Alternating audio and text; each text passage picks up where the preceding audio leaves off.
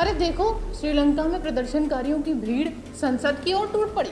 अरे बांग्लादेश में कपड़े लहराकर क्रांति का ऐलान हो चुका है। नेपाल में तो सरकार ही गिरा दी है। और भारत में बैठे कुछ लोग ये सपने देखने लगे क्या अगला नंबर तो भारत का ही है। बल्कि सच तो ये है कि पड़ोसी मुल्कों की अराजकता से रोमांच लेने वाली कौम सिर्फ हमारे देश में ही पाई जाती है। जरा सोचिए, नेपाल की सड़कों पर जलते टायर, युवाओं के हाथों में झंडे और गुस्से से भरी वो भीड़। सोशल मीडिया बैन हुआ तो जेन जी भड़क उठे। सड़कों से लेकर संसद तक भीड़ और गुस्सा इतना बढ़ा कि नेपाल के प्रधानमंत्री केपी शर्मा ओली को आखिरकार अपनी गद्दी छोड़नी पड़ी। लेकिन इस पूरी राजनीतिक उठापटक से भी ज्यादा चौंकाने वाली चीज क्या है, आइए जानते हैं।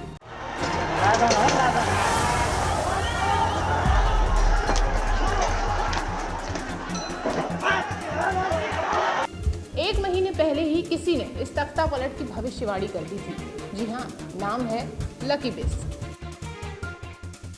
पूर्व एनएसजी कमांडो और खुद को रॉ का हिस्सा बताने वाले लकी बिस्ट का एक वीडियो इन दिनों सोशल मीडिया पर जमकर वायरल हो रहा। नेपाल पहाड़ों का देश, बौद्ध धर्म की धरा और एक ऐसा पड़ोसी जहां की राजनीति हमेशा उथल पुथल में रहती है।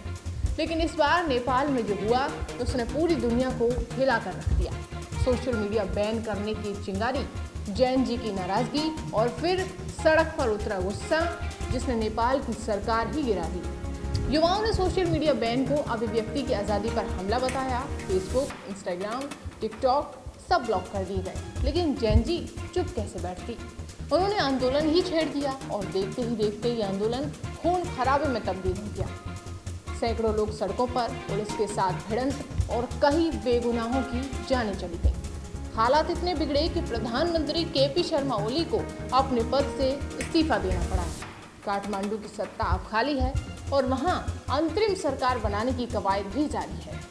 लेकिन इस सियासी हलचल के बीच सबसे खतरनाक और सनसनीखेज बात यह है कि नेपाल का ये तख्ता पलट की भविष्यवाणी कर दी गई थी।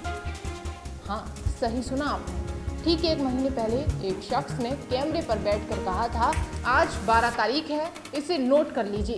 कुछ ही दिनों में नेपाल से जुड़ी बड़ी खबरें आएंगी, सरकार गिरने वाली है। 10-15 दिन बाद यही सुनेंगे कि नेपाल की सरकार फिर से गिर गई और अब वही सब कुछ सच होता हुआ नजर आ रहा है। ये शख्स हैं लकी बिस्ट। लकी बिस्ट उत्तराखंड के हल्द्वानी के रहने वाले, खुद को एनएसजी कमांडो और रॉ का एजेंट बता चुके हैं।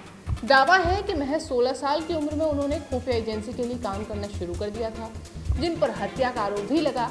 लेकिन सबूतों की कमी के चलते अदालत ने उन्हें बरी कर दिया।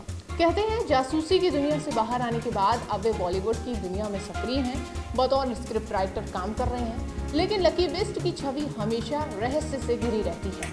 कभी खुफिया एजेंट, कभी कमांडो, कभी लेखक और अब भविष्यवक्ता। नेपाल की राजनीति हमेशा अस्थिर रहती है। पिछले 2 दशक में वहां 12 से ज्यादा बार सरकारें बनी और गिरी। जनता थक चुकी है। लेकिन इस बार का आंदोलन बेहद खास है। ये आंदोलन युवाओं का है, जैन जी का है। सोशल मीडिया पर पली बड़ी ये पीढ़ी ना तो चुप रहना जानती है और ना ही डरना जानती है। नेपाल में जो आग लगी वो सिर्फ इंटरनेट बंद होने से नहीं, बल्कि युवाओं की उस बेचैनी से लगी जो बदलाव चाहती है। और इसी बीच लकी बिस्ट की भविष्यवाणी सच निकलना इसी पूरी कहानी को और रहस्यमय बना देती है। अब सवाल यह है, क्या लकी बिस्ट का ये बयान महज एक संयोग था या फिर उनके पास सचमुच कोई खुफिया जानकारी थी? नेपाल की गद्दी पर कौन बैठेगा, ये आने वाला वक्त ही तय करेगा। लेकिन आज सोशल मीडिया पर हर कोई ये पूछ रहा है, क्या लकी बिस्ट सिर्फ एक आम इंसान है या किसी अदृश्य नेटवर्क का कोई हिस्सा जिसे नेपाल का भविष्य पहले से ही मालूम था? नेपाल में भूचाल है, लेकिन चर्चा का केंद्र है लकी बिस्ट।